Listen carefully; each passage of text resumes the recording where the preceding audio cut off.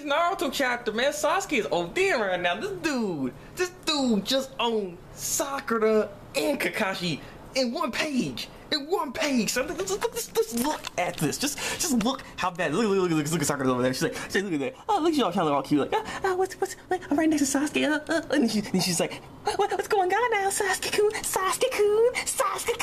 She's doing like, Sasuke-kun. And now freaking Sasuke's like, man, why do you need to know? When you don't need to know the basis, you stupid.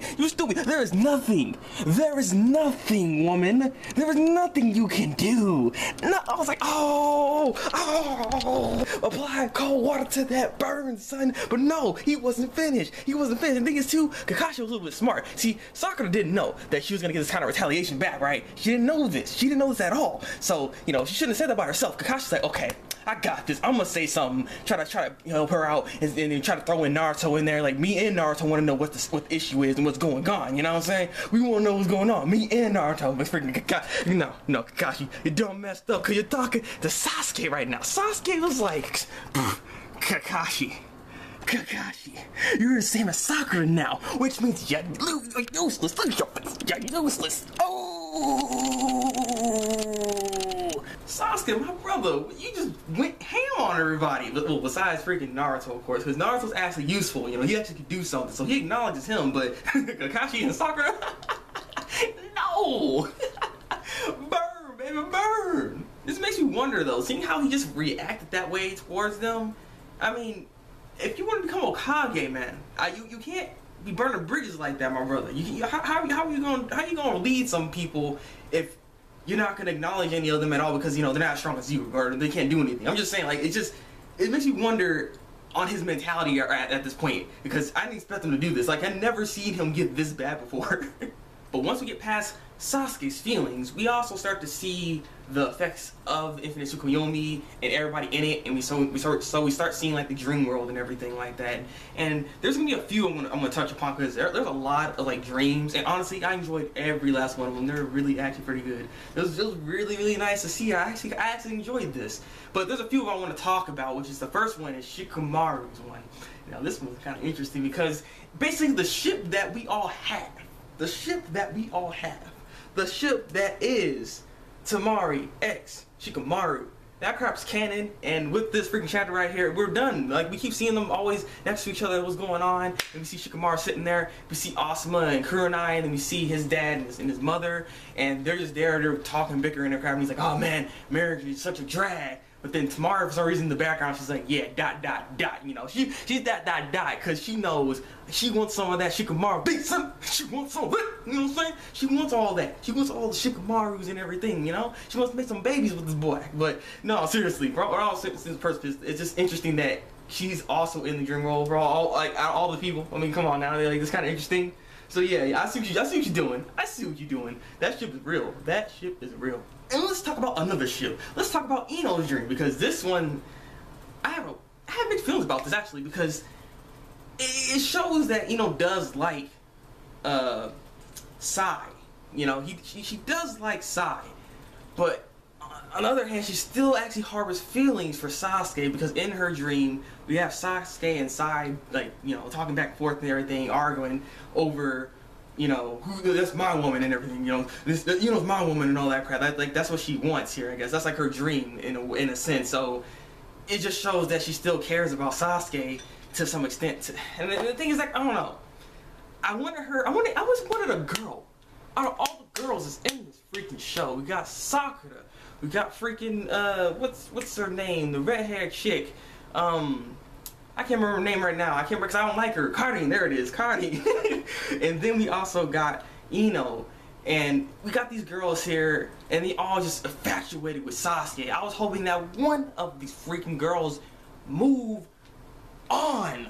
Just move on. But apparently, nobody still has moved on. I mean, Nino's like the closest thing, because at least she has another interest. You know, she likes somebody else at least, you know? So she's not like all over Sasuke like how Sakura kind of still is, and how, you know, Cardi, that girl, stupid, man. Dang. And so, with another dream we have here, we have Tenten. And I was like, crap, Tenten, huh? So yeah, that is indeed. She fell down, dropped the scroll. This little piece that I didn't talk about before in the last review, but this piece that fell down, that's his Madara's forehead protector. It came down and hit the scroll. I don't know what that's gonna do. What's the significance behind that right there? But not to mention it was like a really small panel. You barely see that. Like you can easily miss that page, and I actually did. So, but with that, it's the scroll right at this point. Then is just sitting there, and I guess she is now within the infinite Tsguyomi. I don't know if she's actually inside the tree, because that's actually something important about this actually when it comes to the bodies here, and they have to be inside the, like, wrapped up in that cocoon thingy that everybody's in. I'm wondering if she's actually in it or not, but I know she's in the, you know, the Genjutsu that we're seeing here, and it kind of sucks that, you know, she kind of failed in her mission here to bring the scroll to somebody so someone can use it. So at this point in time, like I was saying, is that she can just she'll be gone, and someone has to like stumble upon her body possibly, and then they'll see that scroll and then bring it to the battlefield where Naruto and Sasuke are, which is one of the Edo Tenseis are gonna have to find that scroll or find her and then get that scroll. And again, it's kind of interesting when it comes to Tenten, because Tenten can come back to play here, but I'll jump to that a little later. Because the last dream I want to talk about is Gaara's dream, and it's interesting because the thing that he wants the most out of everything in the world is just hanging out with Naruto, you know? And not just hanging out with Naruto, as a kid, as a little kid, a little toddler, a little baby with Naruto, you know, just having fun, you know, every day is an adventure. That's the kind of like dream world he wanted, and it's just kind of interesting that that's what he longs for, or this is what he wants. Like that's the thing. Like if anything in the world that you want, that is something that he wanted, and so it's just kind of interesting. It shows just how much he values Naruto's friendship. Like he just that's some true friendship right there. I'll say that much. And alright, so this is the thing I kind of want to talk about here, because this is actually one of the interesting things about this chapter, besides like the end of the chapter, of course. But this right here, very interesting, because apparently the effect of the infinite Tsukuyomi, it's basically like, you know, the time clock for the sun and the moon. You know, everything circles around the world. Of course, that's what it's supposed to do. So it's just interesting that the effects of the Tsukuyomi will moves, you know, around the world, of course. So that means it's not going to be in that same spot that it's in right now, because the sun is coming up.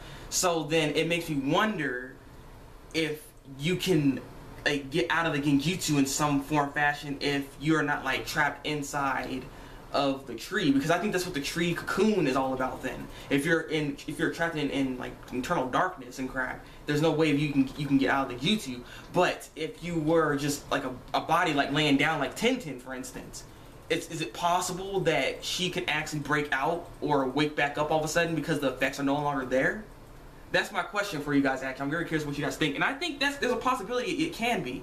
And that could put her back on the map, and for her to actually do what she has to go do, meet up with somebody so they can use the scroll, is the whole thing. And that somebody could possibly be freaking B, for all we know. You know? So, it's just very interesting that's how this is going to work here. But I was wondering how it's gonna like encompass the entire world, but it's the moon, so you know, sun comes up, moon goes on the other side of the world, and then you know they get affected too. And like I said, I just believe that's where the tree cocoon stuff comes into play here. So I don't, it's very, very interesting. And so apparently the only way to stop this Genjutsu is Sasuke's eye. It all depends on Sasuke's Rinnegan, and so it solely depends on Sasuke. So this is going to be quite interesting. And so the last thing about this chapter is we have Black Zetsu. this was a shocker of this entire freaking chapter here. Freaking Black Zetsu apparently is Kaguya's will. And this dude puts his hand inside and then comes right out of Madara's body, and then he proceeds to suck him dry. Now that sounds not right, but you know what I mean. Like, he's taking the power, alright? God dang. And this is interesting. Very, very interesting. And I was right. There's other people that were right. People were talking about that Madara is not the final villain. It's probably Kaguya. And Madara was actually being the one that was being used all this time. Just like how he was using Obito. It's going to be funny how ironic the manipulator getting manipulated. That's exactly what just happened here.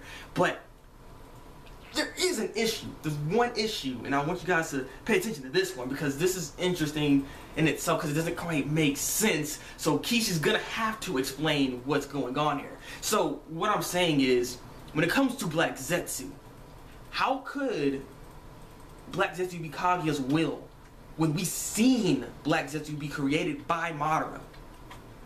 It's obvious it should be his will. So how could it possibly be Kaguya's will?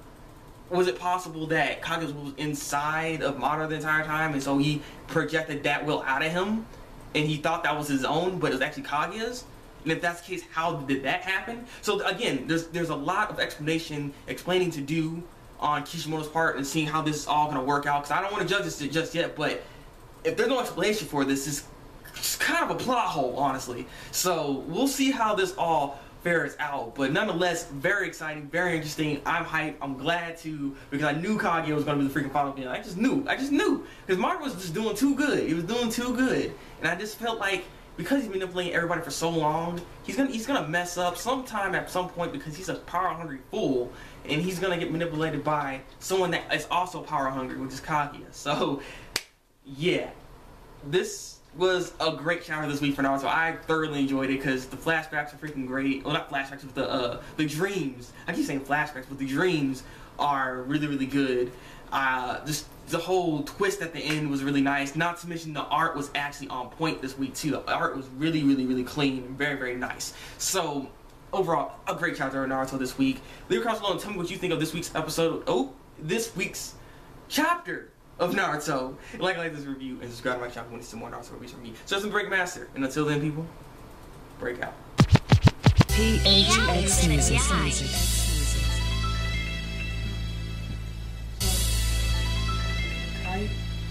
So here in your arm, just to attack you.